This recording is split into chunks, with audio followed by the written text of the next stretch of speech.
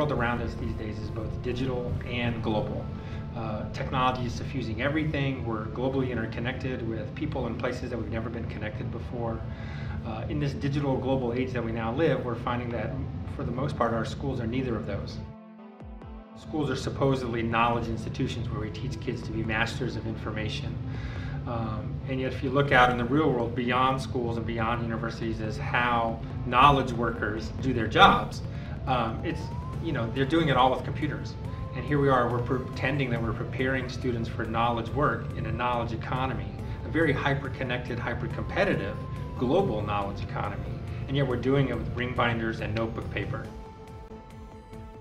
When we look at what does it mean to be a learner these days, it's also very different. And I'm not sure that we're really empowering students these days to take full advantage of the wide variety of learning opportunities, digital technologies, the internet, and so on, in ways that make them powerful learners, not just now, but in the years to come.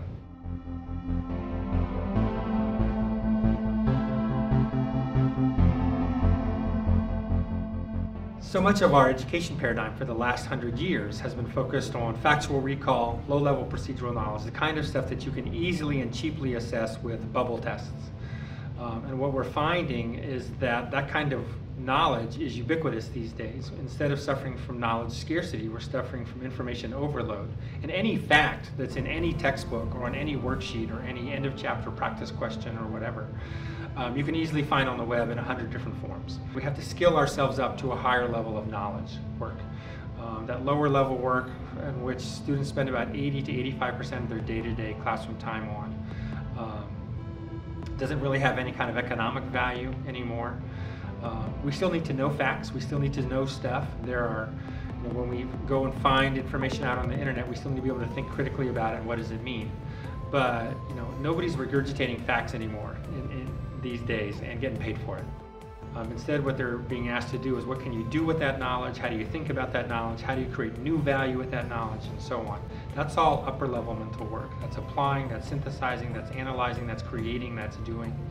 So I think if you're walking into a high-functioning school these days, kids are doing, they're thinking, they're creating, they're making, they're interacting, they're collaborating, they're communicating, they're being critical thinkers, they're being problem solvers. They're more self-directed in terms of their learning, so they can be deep and passionate about something and really express that in ways that are relevant and authentic. We have them working on real-world projects, not artificial word problems from the textbook, and so on.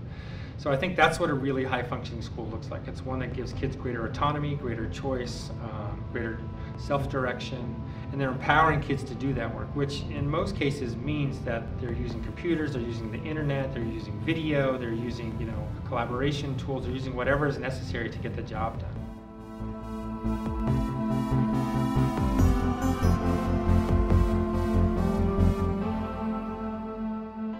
Everything is becoming technology suffused. So you're hard pressed these days to find a job out there that pays well, where you do any kind of thinking whatsoever that isn't heavily technology infused.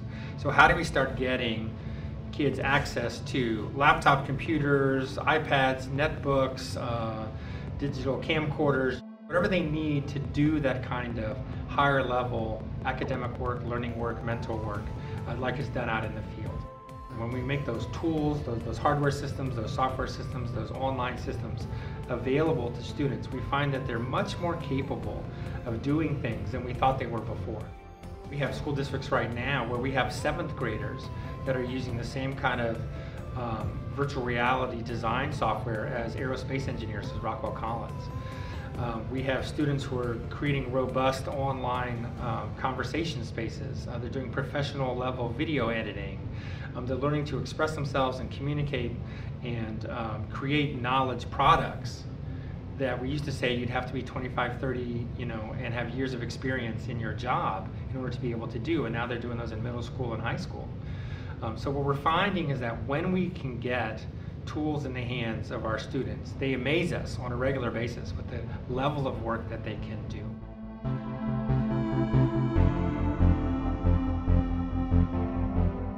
We're seeing another movement occurring out there, which is that students are increasingly learning from machines and software, not from a live human being.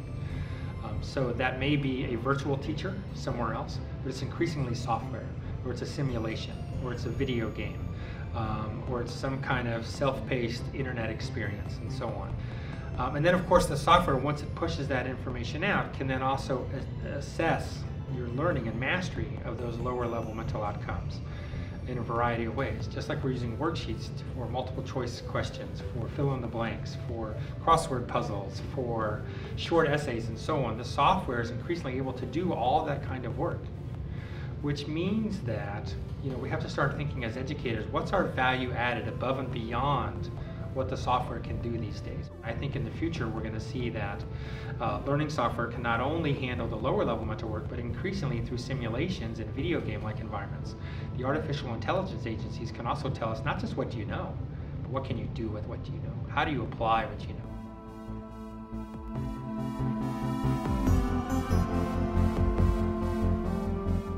One thing we have to recognize is that online learning is exploding. Online learning still has a fairly minor role here in Iowa. We have a few online learning opportunities available to students, but nowhere near what our capacity needs. These new communication tools are enabling all kinds of new capabilities. We're starting to wrap our head around the idea that a teenager can have a global audience in the tens of thousands, hundreds of thousands, millions even, right? It's not uncommon now to go to YouTube and see some video that some adolescent made that's, racking up 5, 10, 12 million views. We're seeing writing spaces like fanfiction.net, where kids are doing interest-based fiction writing around book communities, books or movies or TV shows that they love, and they're writing stories set in those settings, in those universes with those characters, and they're writing tens of thousands of words simply because they love those characters and those literary or media universes so much, and they're actively soliciting feedback, right? They want to be better writers. So what the internet does, it enables us to have a voice, right? So many of us are able to have a voice that we were never ever able to have before. It also allows us to find each other's voices and then to work together in ways that we weren't able to. And that enables a lot of really interesting collaboration opportunities and learning opportunities.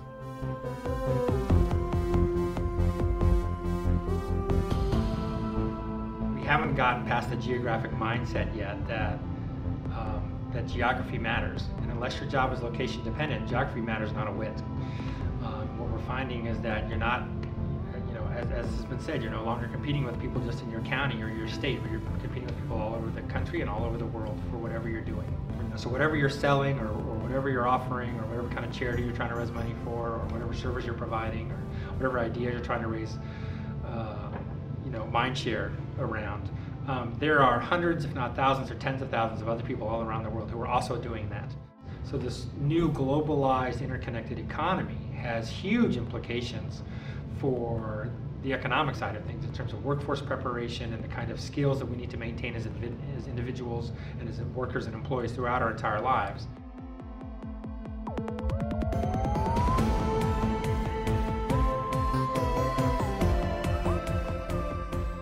Where we're still slower to change is, what does day-to-day instruction look like? What does day-to-day learning look like? And I think we're still very much stuck in older ways of thinking and doing and being. We seem to want to just add on to what we're currently doing. We never take anything off our plate. And there's lots of creative ways to stop doing things that we're currently doing and do other things that are more important or that better move us in the directions that we need to go. One of the common refrains we hear from many communities, board members, superintendents, parents, etc., is that, budget times are already tough, they're already tight, how do we handle this?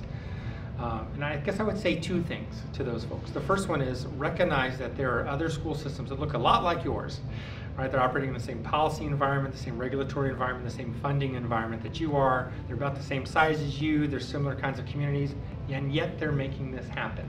Go find some of those other places that look like you, roughly, right? And then talk about how did they make this shift? How did they repurpose personnel and funding streams and so on to get where they need to go?